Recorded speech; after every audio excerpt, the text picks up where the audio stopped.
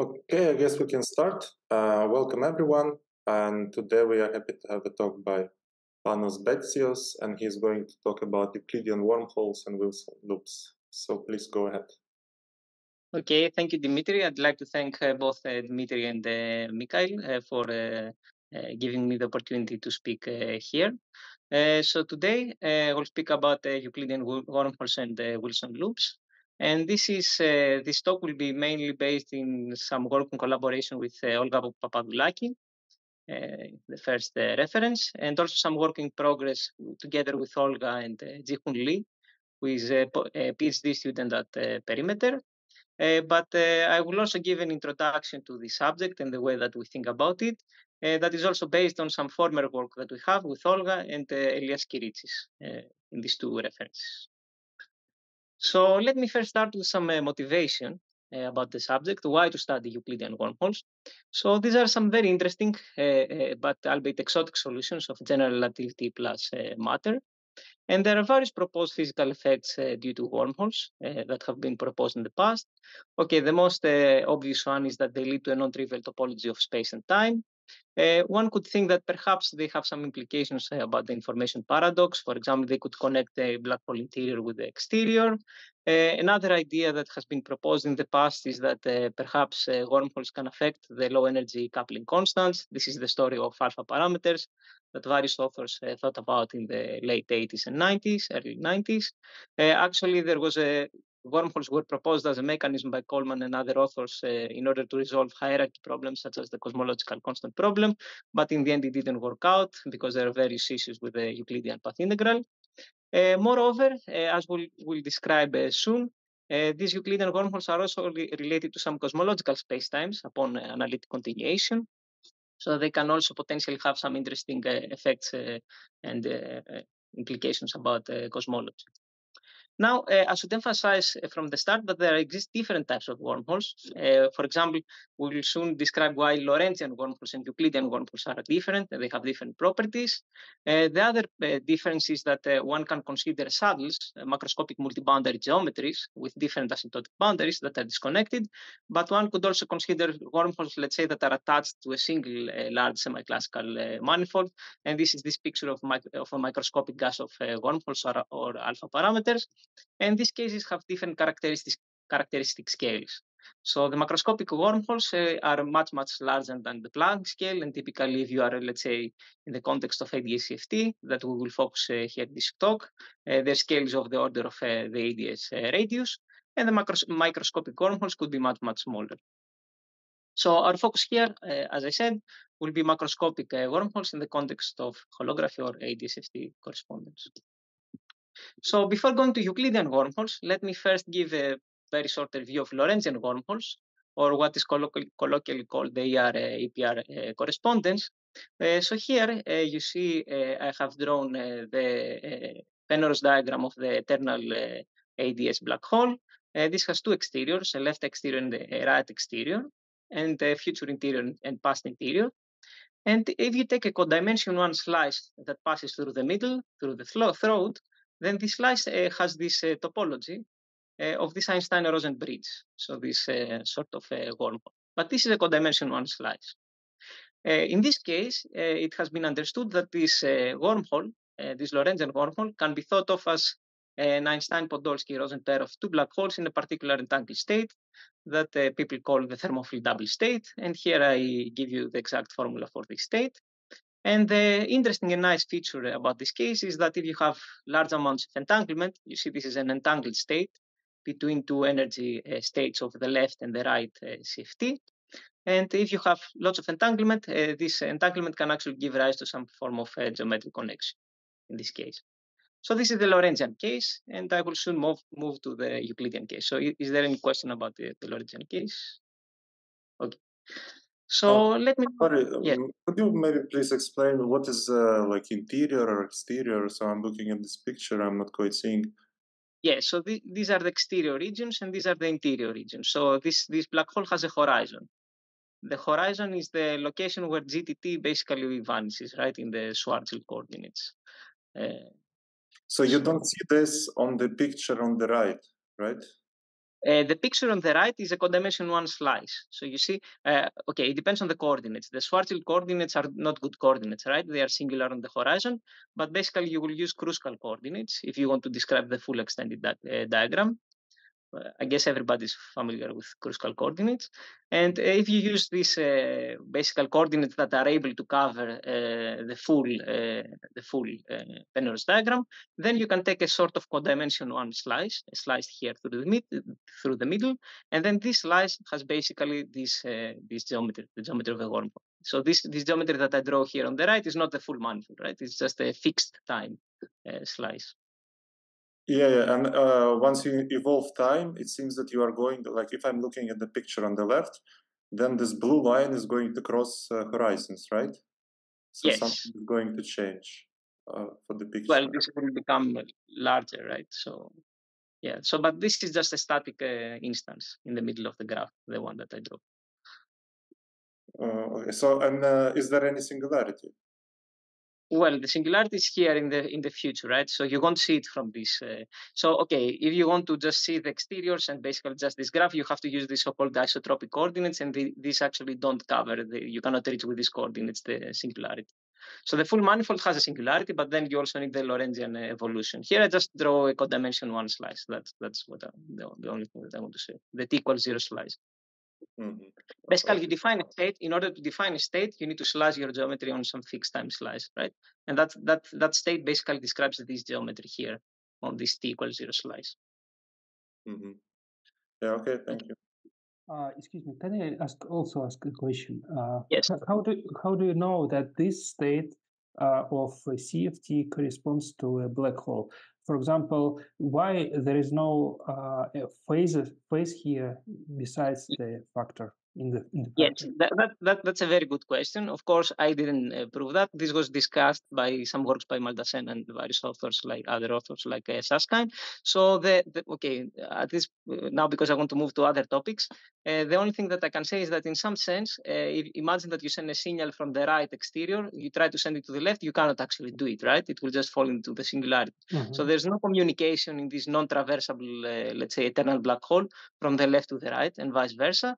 So basically, this tells you that basically you need two non-interacting CFTs, because you cannot send a signal from the one to the other, but they should be in some particular entangled states such that you have these smooth horizons. Now, why this precise state has horizons, etc., yeah, it's a bit harder to, yeah, I cannot fully justify it now. You need a few more details. You need to study correlations.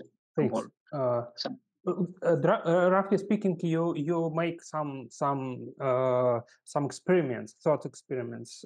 Yeah, check. and then you check, and then you check that the properties are okay, the ones that you expect from the bulk, and that's the best that you can do. Okay, yes. Thank you.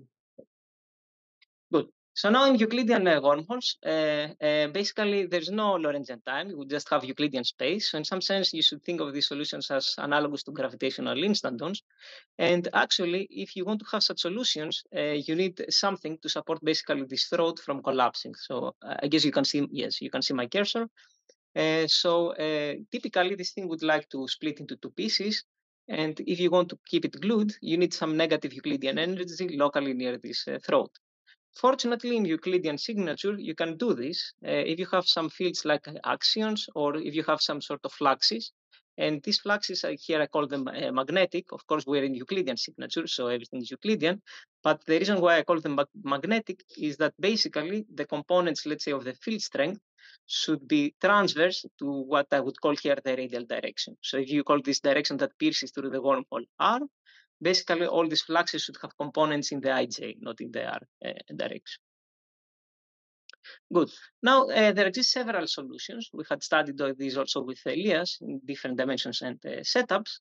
And actually, some of those can even be embedded in the standard model plus gravity. And actually, there is an old question that had studied, I think, from the works of Valery Rubakov, whether these solutions are stable under perturbative fluctuations or not. And this is okay. There's an ongoing debate about that. It's not fully resolved, but at least to the best of my knowledge, at this point, there are various authors that believe that at least a subset of those solutions is perturbatively stable. But this is not a settled fact yet. So there's still some interesting work done in this direction. Now, the pertinent questions that I would like to emphasize in this talk is that we would like actually to have some microscopic or UV complete model of such Euclidean wormholes.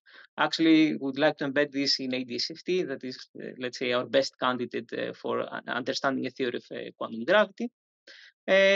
And in fact, we would like to understand string theory on target space wormhole backgrounds. So for the purpose of my talk, JT gravity won't be enough, because actually I want to have some actual string theory on a target space wormhole background. Related to that, it would also be very interesting if there is some worldsheet description of some target space wormhole.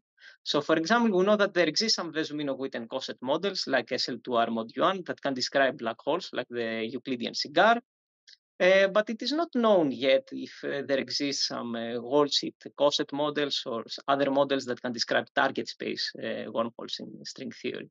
I have some work in progress and some work done already in that, but we don't have yet some concrete results. So I leave this at this point as an interesting question. And Arkady is an expert here in Coset models, so perhaps we can discuss more in the end about this possibility.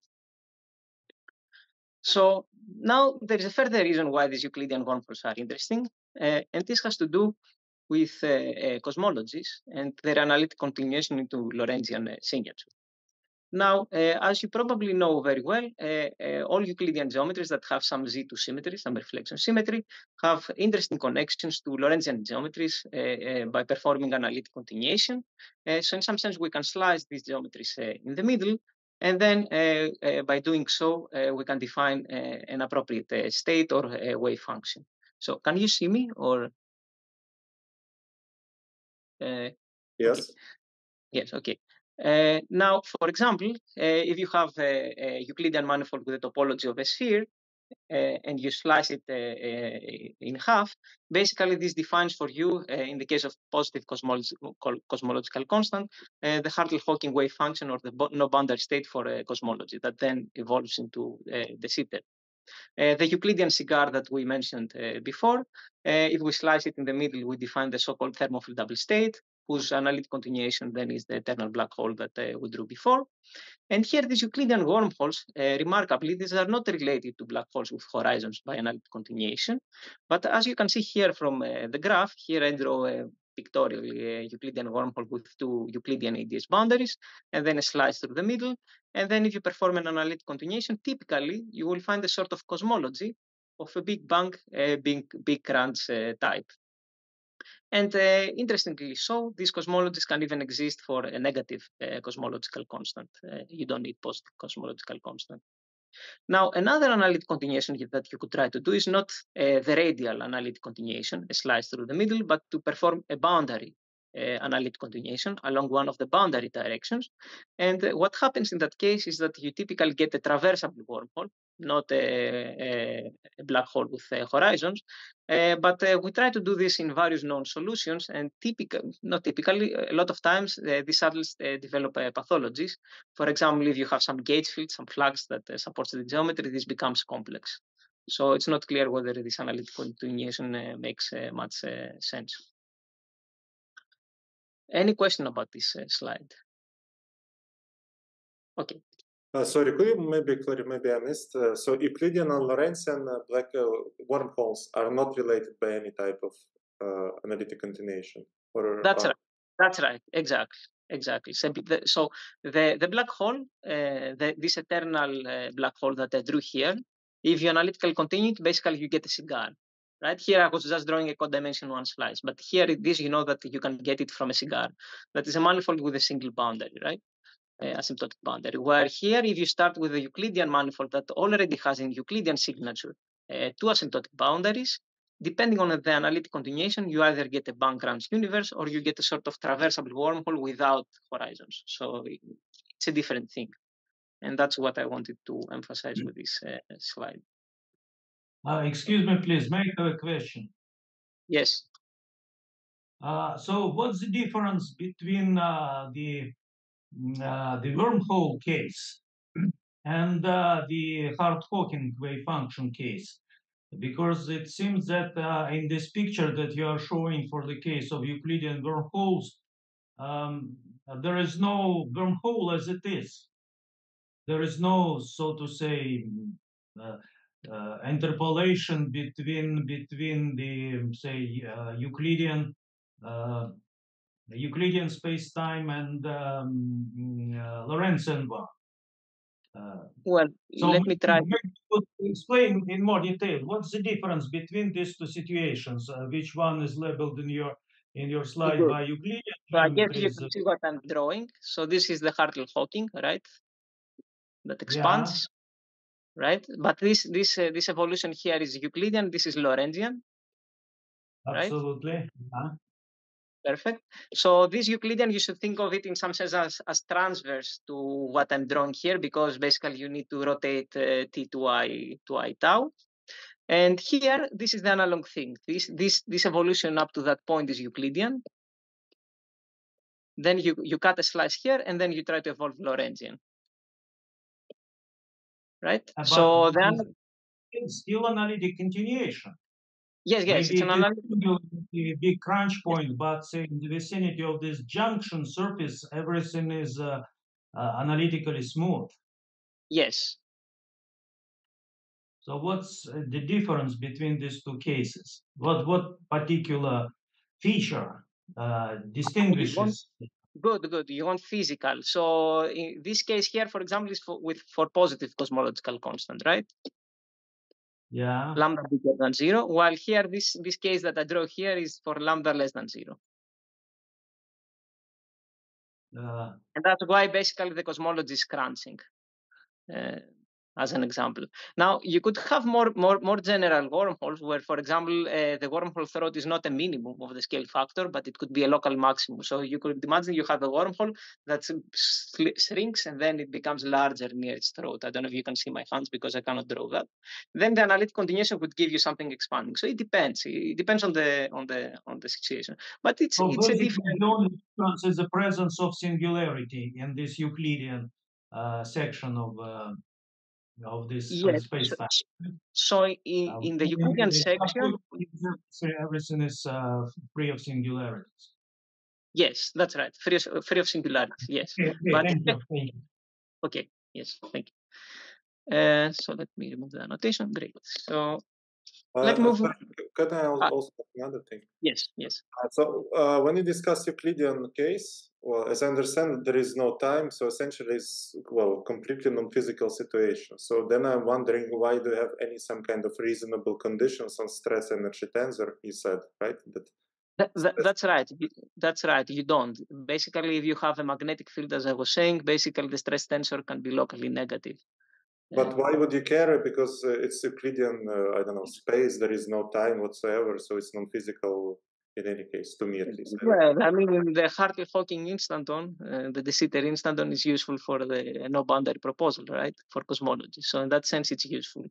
On the other hand, for example, we study Euclidean geometries in general. Let's say even in ADS-FT, you can study, let's say, some field theory on S4.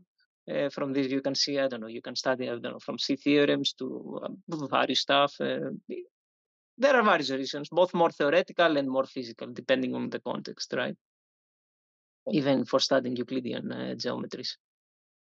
Sometimes, Lorentzian geometries are more interesting. It depends on the context, I would say. Okay. Thanks. But okay, I'll say a few more words soon on that. That's a good question. Okay, so let me, can I remove the annotation? Let me erase, what is this thing? Yeah, so now with Elias and Olga, what we did in our past works is that we started studying more correlation functions, and in our recent work with Olga, more about symmetries. So let's say we're in the context of ADS-FT. So you can imagine here that you have just a simple wormhole with two boundaries. And imagine, for example, that you have some boundary theories that live, quantum field theories that live on the boundaries of this Euclidean wormhole. Now, typically, you know that when you have a quantum field theory, you could imagine that this quantum field theory could have some global symmetry. Now, even though that here these two boundaries are distinct, and you might think that you have different global symmetries, completely independent, nevertheless, there is a common bulk, and the common bulk gauge field that propagates, a common bulk Gauss law. So these global symmetries are basically very tightly knit. And actually, one can check that these symmetries are broken to the diagonal part. So if you imagine some G1 and some G2, then basically the wormhole breaks these product symmetries to the diagonal part. Now, this breaking, depending on the context, it can be either spontaneous or explicit, and this has to do on whether there is a competing factorized saddle, where there is a product symmetry restored or not, with the same boundary conditions for the bulk fields. Then we also studied the correlation functions by inserting operators either on the first or the second boundary. And the most interesting correlations now that exist are cross correlations, where you insert one operator, let's say, on the first boundary and another operator on the second boundary. Now, remarkably, you can sort of understand this intuitively, since these operators can never collide on the two boundaries. Basically, there are no short distance singularities in these cross correlators, which is a very peculiar feature.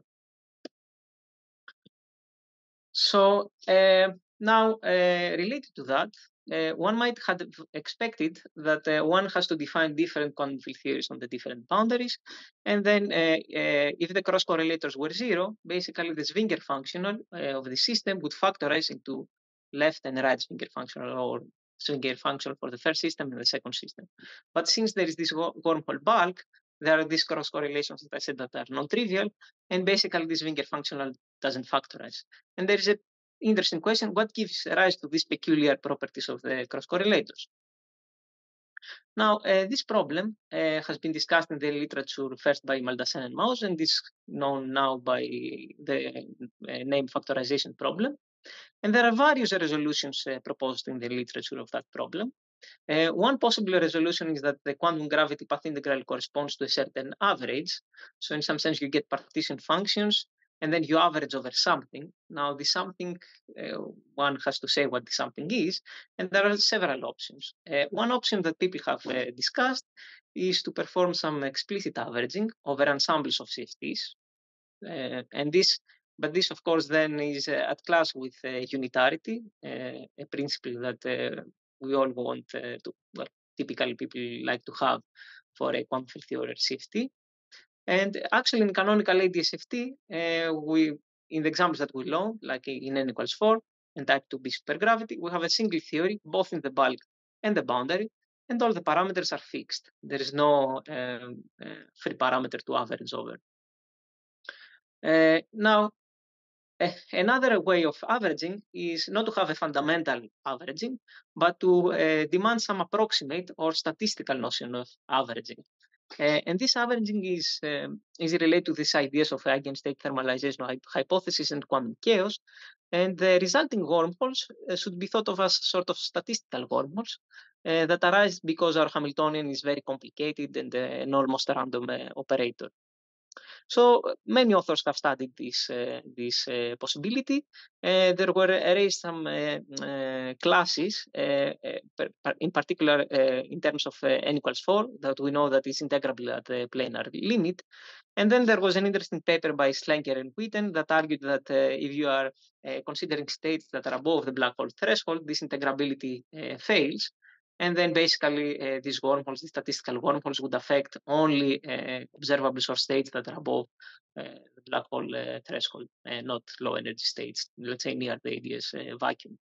I should emphasize here, though, that typically these statistical wormholes need not be saddles of some supergravity equations of motion. Actually, lots of times, like in the JT case, these are off-cell configurations.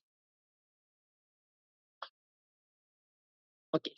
So in our work with Elias, and also there's some related work by Mark Van Ramston here at UBC, we propose some other sort of what might look a straightforward resolution for wormhole saddles to introduce interactions between the different quantum field theories that are on the different boundaries.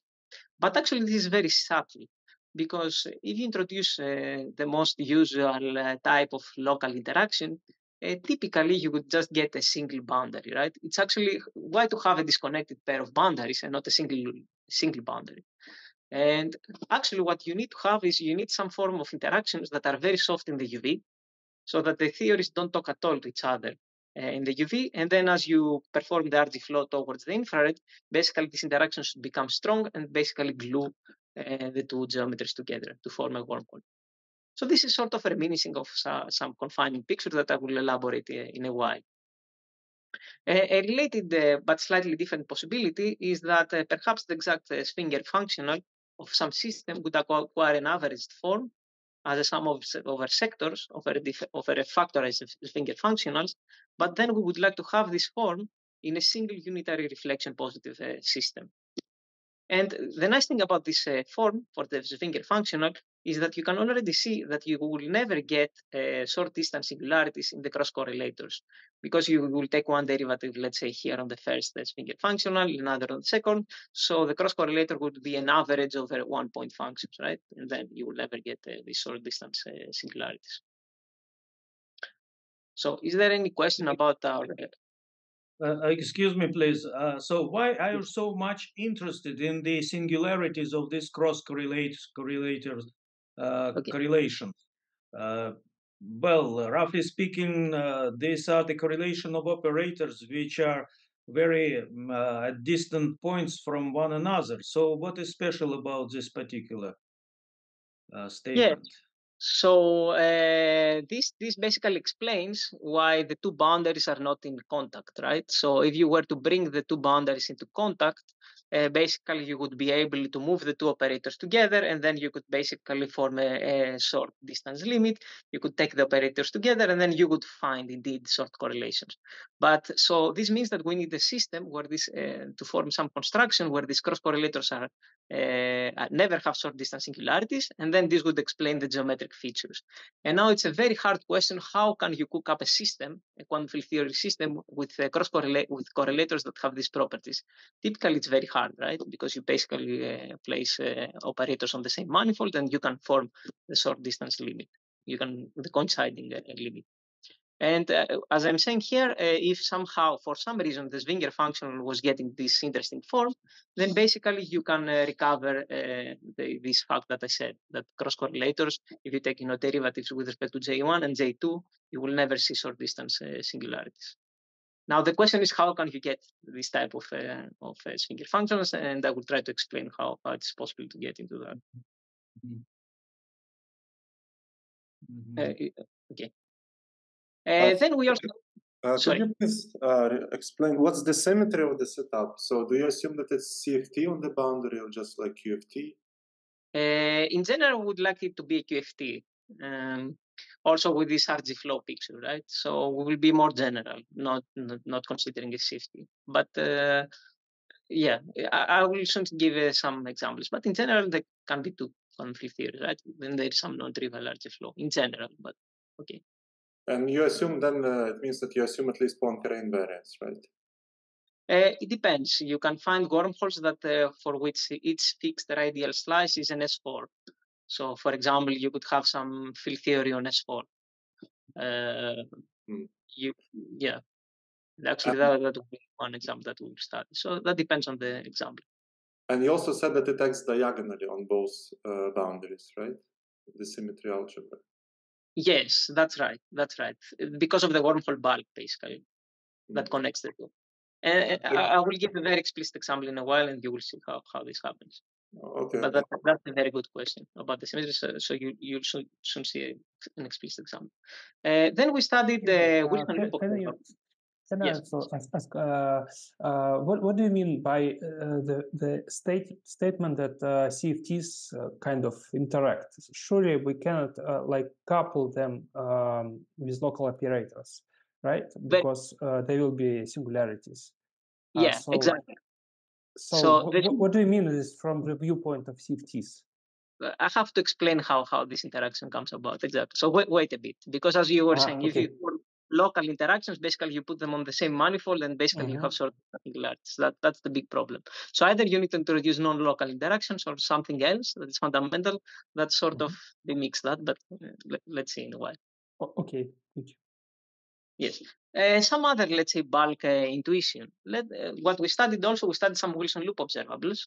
So you can place loops either on the first boundary, on the second boundary, or on both boundaries. And these are computed basically by minimizing the bulk worldsheet string surface that ends on the corresponding loop on the boundary. Now, Slenker and Witten had studied later the compressibility properties of various boundary cycles in the wormhole bulk. So you take the cycle on the boundary and you try to see if it can be shrunk to zero or not in the bulk. But the Wilson loop is a nicer observable, at least to my perspective, because it has more information compared to just the compressibility properties through its expectation value. Some universal features for loops that are compressible in the bulk, where a bulk surface exists, is that large loops penetrate further, so you probe further the infrared properties of whatever the boundary dual is. And typically, you find an area low behavior in the infrared. So as the loop becomes larger and larger on the boundary, basically this tip of the worldsheet string gets stuck near the middle. So basically, you acquire an area low, a boundary area low. And this just relies on the fact that there is a bounce in the scale factor of the bulk geometry. So it's quite universal. Now, in our more recent work with Olga, we studied basically the case where the boundary could contain some non-contractible cycles, like a thermal cycle, and S1 beta. And in that case, if you have a wormhole manifold, since it does not terminate, like a black hole where you have a cigar, let's say, geometry, there's no expectation value, there's no surface, basically bulk surface ending on it. So the Polyakov loop in that case has an expectation value equal to zero. So this is again a reminiscent of some kind of confining behavior. So here you have preservation of center symmetry, while in the black hole case, basically you have such a surface wrapping the cigar, and then in that case you have the confinement. Then we also, with Elias and Olga, who has studied to the case of studying cross correlators, so placing loops on distinct boundaries. And in this case, if the loops are large, basically you find a single connected surface. But if the loops become small, basically you find two disconnected surfaces. Now, this again indicates that for large loops, you have some strong infrared cross-coupling, while for small loops, basically you have just some small perturbative exchange of supergravitons between the two disconnected surfaces. So this is an analog of the Grosov-Guri transition, but now in the case of two asymptotic boundaries. Now, with Olga in our more recent work, we also studied the presence of having non-contractible or some thermal cycle again. And then in the case of the cross-correlator, basically you can find a cylindrical surface that extends from one boundary to the other. So the two-point function is non-zero, the loop-loop cross-correlator. Now, this is again consistent with what I was saying. You have some unbroken diagonal center symmetry. So you can imagine that you have some center symmetry on the first boundary, some center symmetry on the second boundary, but because of the common wormhole part, basically you broke it to its diagonal part. So basically all the allowed states are diagonal singlets. That's the idea. And now we'll move forward to giving some models that actually will realize these features that I mentioned. So is there any question about these bulk computations? Yeah, I have it's not a question, it's a comment. So the similar picture you can have if you have just two boundaries, two circles at the boundary, say radius 5, and then you have minimal surface which connects them. Yes. And in some limit, it could be just two disks connected by graviton exchange, and that's which contributes to this two-point correlate of two Wilson loops. That was discussed by Fischler, Maldacena, et al. Also, yes. Yeah, so this is somewhat similar, but of course this is somewhat similar. Yes, it's somewhat similar. That's true. But you see, in that case, you had a single boundary and you were able to separate the loops, right? Both the sizes and the separation. Now you can just play with the sizes. The separation doesn't play a big role, but but okay, it's analogous. I agree. There's some analogy with that. Yeah. Thanks. Okay, so now let me pass to some dual QFT models. So let me first give some general ideology, also started by Mark. So the idea is the following that Mark had. So the idea is that imagine you take two d-dimensional boundary quantum field theories.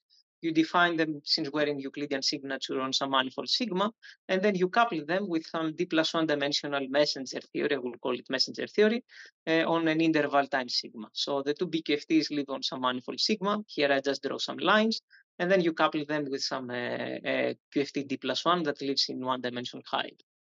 And then the idea would be to consider a system where the central charge of this d+1 quantum field theory is much, much smaller than the central charge of the two BQFTs. And in addition, you would like the system to flow to a gapped or confining theory in the infrared. So the geometric idea would be then that you have some end of the wall branes that stretch from the bulk and then they connect in the infrared.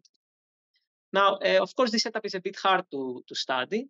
And also typically, unless you take the strict limit that the central charge is 0, you would also find some perturbative modes in d+2 dimensions here, right? So this thing wouldn't be exactly hollow.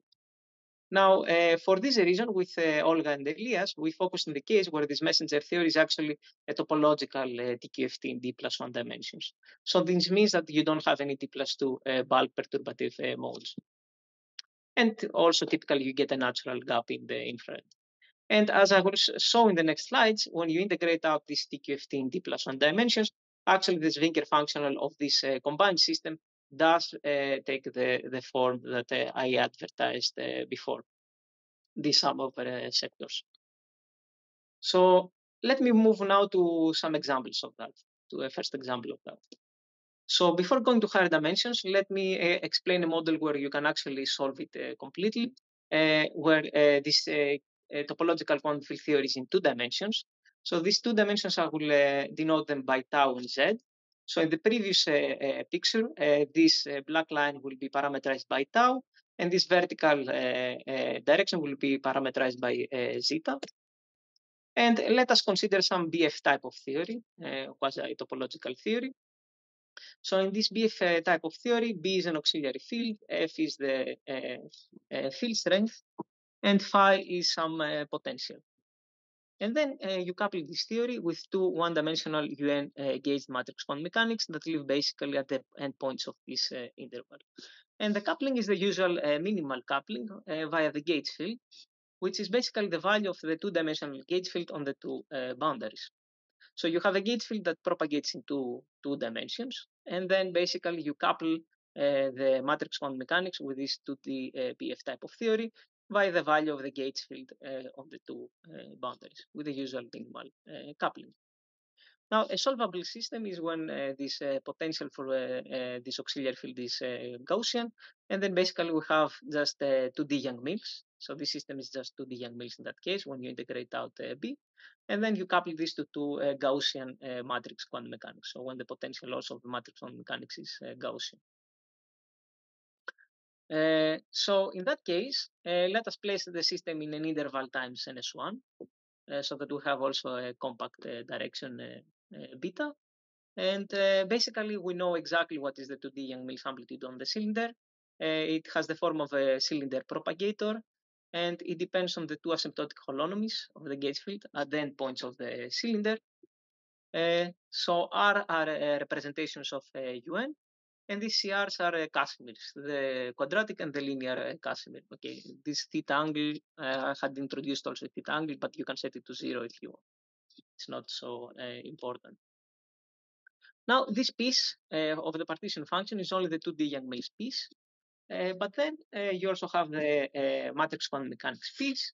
And what you have to do is you have to integrate out the matrices M1 and M2, also in the path integral. Then you obtain some twisted partition function of MQM on both boundaries that again depends on the holonomies U1 and U2.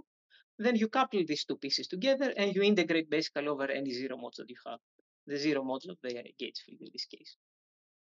So after you do this whole procedure, you find basically that the complete partition function of the system basically acquires this sum of representations, and then you have some weighting factor in front, and then you have some partition function for the first matrix quantum mechanics and for the second one.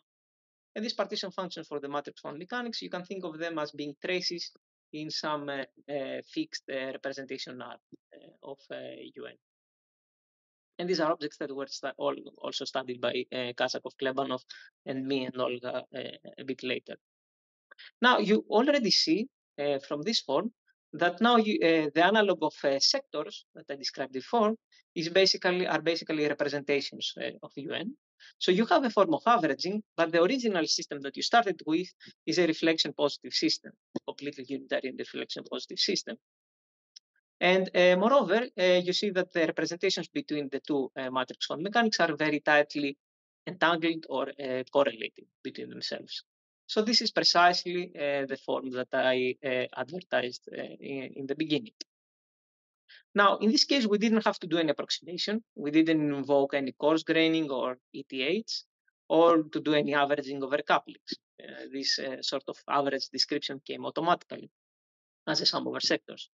And moreover, you can also check, based also on work by Volodya Kazakov, that the allowed representations that run here in the sum are center symmetric.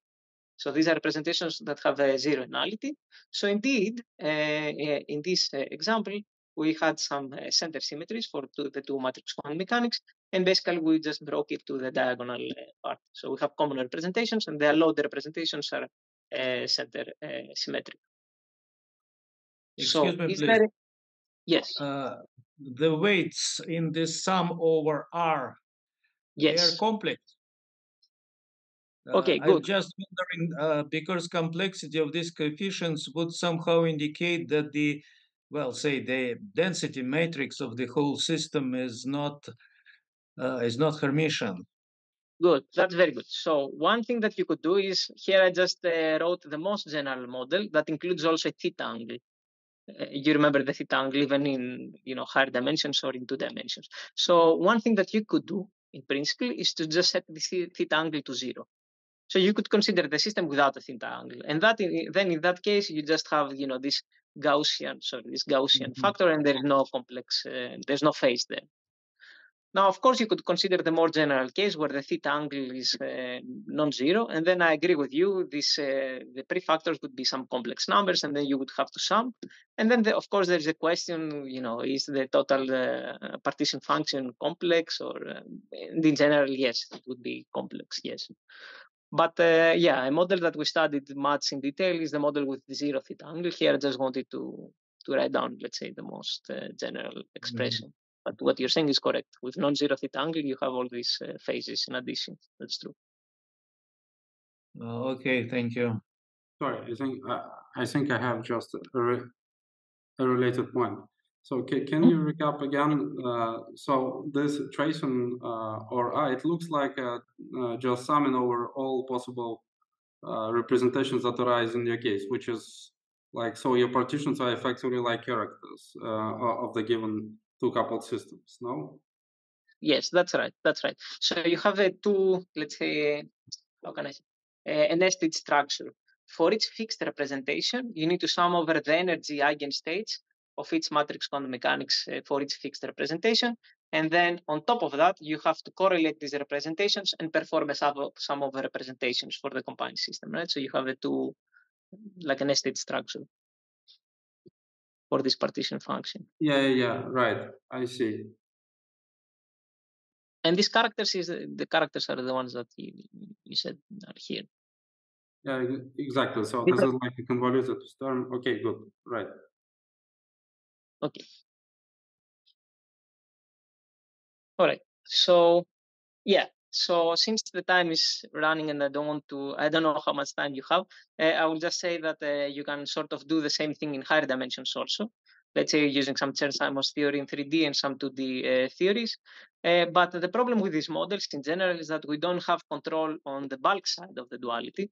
So we are okay with, let's say, this universal feature of correlators. We studied correlators and these are okay, but we don't have actually much control on the bulk side of the duality. So we'd like to construct some higher dimensional supersymmetric models. Sorry, I think it was my next question actually. If you can generalize to encapsulate this kind of BF theory to lift it up to 3D or maybe even higher D, like holomorphic Chern-Simons with in 4D, and then having having the three-dimensional boundaries. But even in this case, do you have a good candidate of these 2D BQFTs or not really?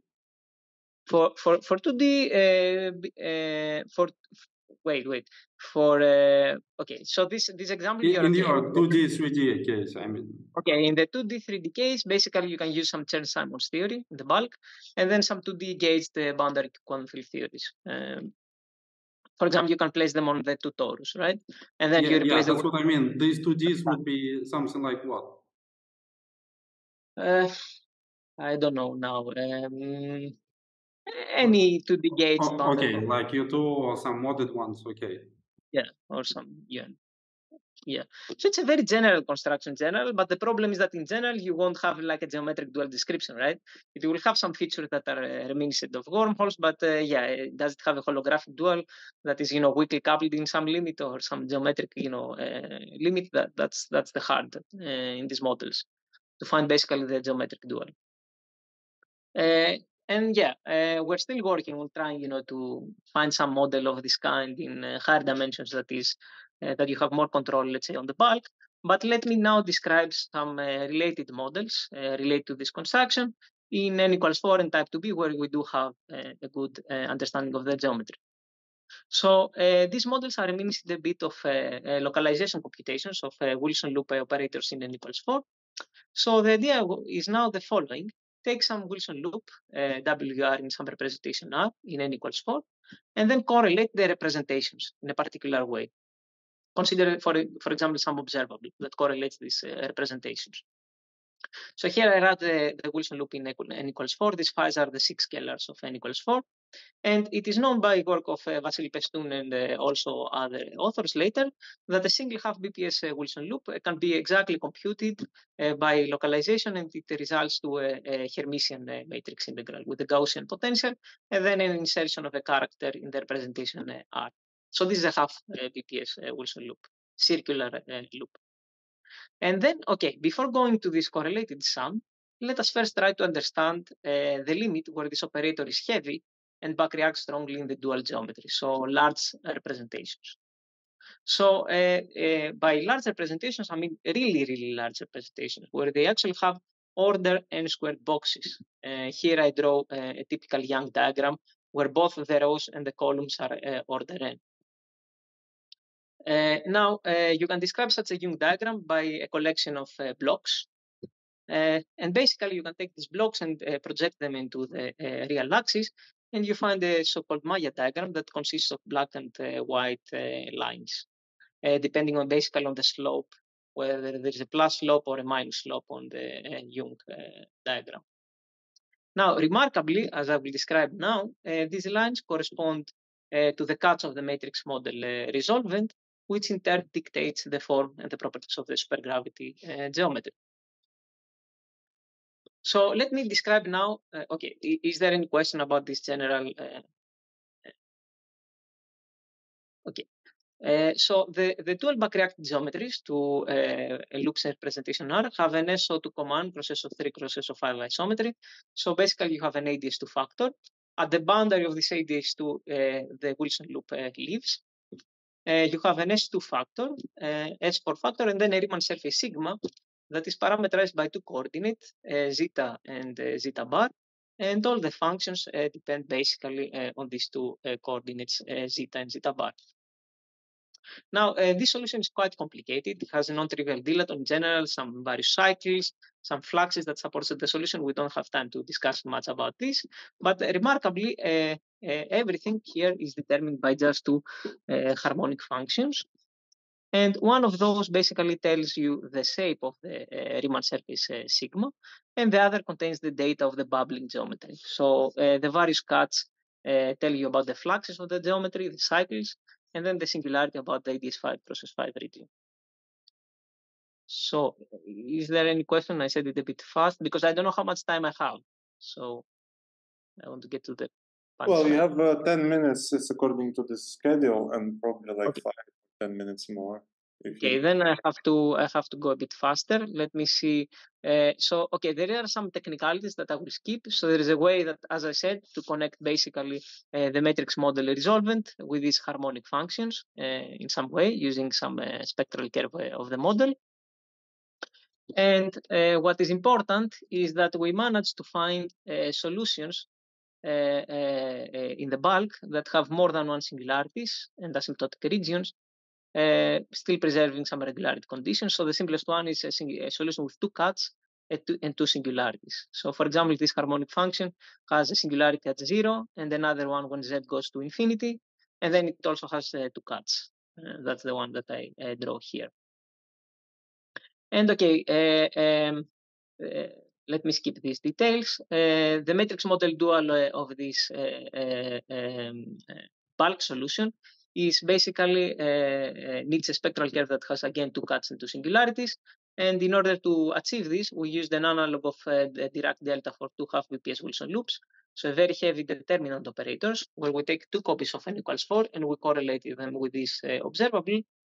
And basically, in this case, we did find a resolvent that has two cuts and two singularities. So we analyzed this model as a coupled two-matrix model. And basically, we solved the saddle point equations that are right down here with this insertion of this very heavy operator. And dynamically, you can sort of understand that just based on the forces between eigenvalues, that you will actually form two cuts and the singularity at 0. And in the limit of strong coupling, basically, you can find exactly a resolvent that is exactly the same as the one that you need to have the bulk wormhole geometry with two asymptotic regions. So basically, you can match both sides. That's the nice thing.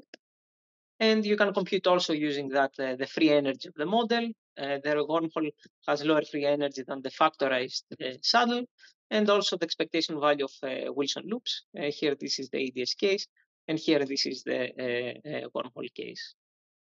So these are, let's say, in quick, the results that we have in this construction. So are there any questions about here? I can elaborate more about if you have like 1 or 2 minutes to elaborate, and then I will.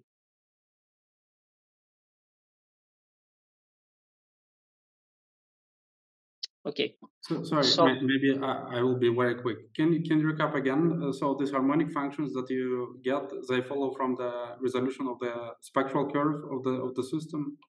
Yes. So these harmonic functions, there is a one-to-one map between the resolvent. So the resolvent has a classical piece, and the quantum piece that is the piece that has the cuts. The classical piece determines the harmonic function H2 that determines the shape of the Riemann surface. And what I would call the quantum piece, the piece that has the cuts, determines the harmonic function H1 with this relation that tells you basically the form of this, where are these cuts, and basically where are the fluxes on the dual geometry. And basically, we found what H1 and H2 should be such that you have two boundaries, two singularities, and two cuts. This is a bulk computation here, and the dual geometry. And we also did the boundary computation using this heavy observable. That you can see this again as a representation theoretic correlation between I see. the two copies.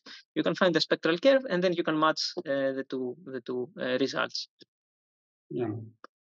There are some caveats that I can describe in the end, but let's discuss this in the end if we have more time about about it. So that was the, let's say, the computation. And okay, there are some technicalities. So okay, we also tried. So you remember we had also the possibility of inserting a weighting factor. Here, this weighting factor in our example was just 1, exactly 1, or this weighting is 0. And then, okay, we also try to separate, let's say, the two S1s with some cylinder to form something analogous to these 2D Yang-Mills. We can find the resolvent, but we cannot find, let's say, the bulk geometry in that case. So we don't have a correct ansatz to capture this more general case. So that's something that we are still working currently, trying to understand. So we have, let's say, a very specific case of weighting that is just a trivial weighting of representations in this n equals 4 case.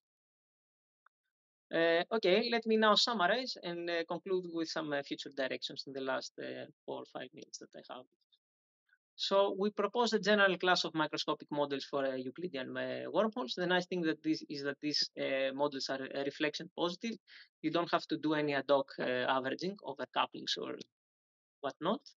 The averaging comes automatically as a sum of representations that comes after integrating out some TQFT or some topological type of degrees of freedom. The results are compatible with some universal properties of correlators on wormhole saddles. And then we also analyzed in higher dimensions the case of correlating Wilson loops between copies of n equals 4. And this gives rise to what we term bubbling wormhole geometries in type 2B. But there is a caveat here. The caveat is that I didn't mention and I left for the end, is that the two asymptotic boundaries are not exactly distinct. They're actually glued on an S1 submanifold of the S4s. So these geometries are sort of wormholes, but in this limit where you don't have any weighting factor, basically there is a submanifold of the two distinct boundary manifolds where you have to glue them. So they're not really honest, let's say, wormholes with completely disconnected boundaries. They're a bit more similar to the Janus type of geometries. We try to separate them, but it's harder to have a bulk ansatz that describes these more general geometries. Now, let me give a Hilbert space interpretation of our results. If you remember in the beginning, we discussed about Lorentzian wormholes or the thermophile double state, and this correlates basically the energies of the two subsystems. And our proposed models for Euclidean wormholes, basically we correlate representations instead of energies. And we had various realizations of that, either in terms of constraints that explicitly break the Hilbert space into its a direct sum, or correlating, let's say, backreacting observables in n equals 4. And in all these cases, there's this nice picture of having these diagonal infrared singlets, where you start with two pieces of the gauge group, and somehow you make some mechanisms such that you break these to the diagonal subgroup. Now, some future directions. One is to study a bit more this 2D1D model, and perhaps related also with black holes, because these non-singlet sectors in matrix quantum mechanics are also relevant for black hole physics. Then we would like to have other top-down constructions. And we would like also to understand supersymmetric examples that are controllable. These Big Bang, Big Crunch cosmologies. And let me, in the end, leave you with some questions that perhaps might be interesting for the future. One is to embed these Euclidean wormholes from the worldsheet perspective, to understand them from the worldsheet perspective. For example, some Vesuminowit and Coset. Or another idea is to replace basically Coleman's alpha states with the representations of the dual QFT gauge group. And with that, I would like to thank you. Thank you. Are there any questions?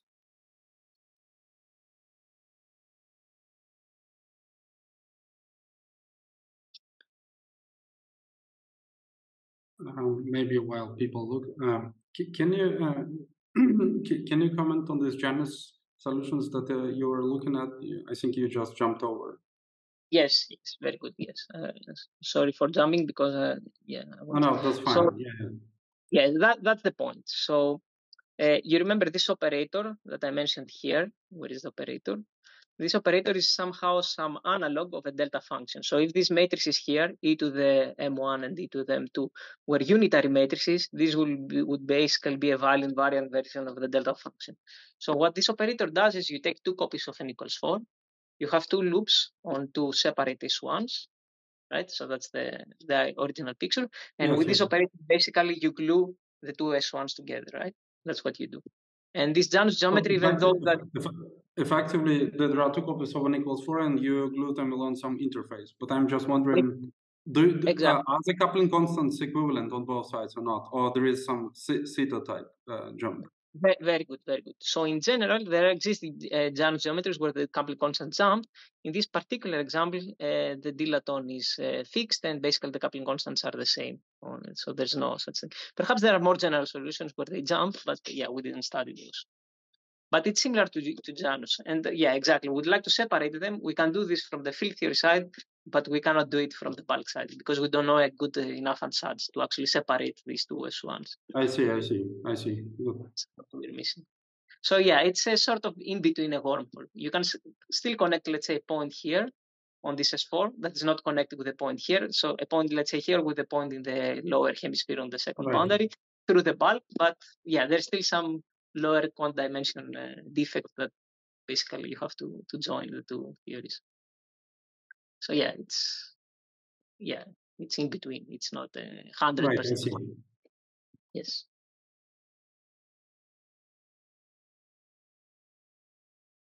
Other questions?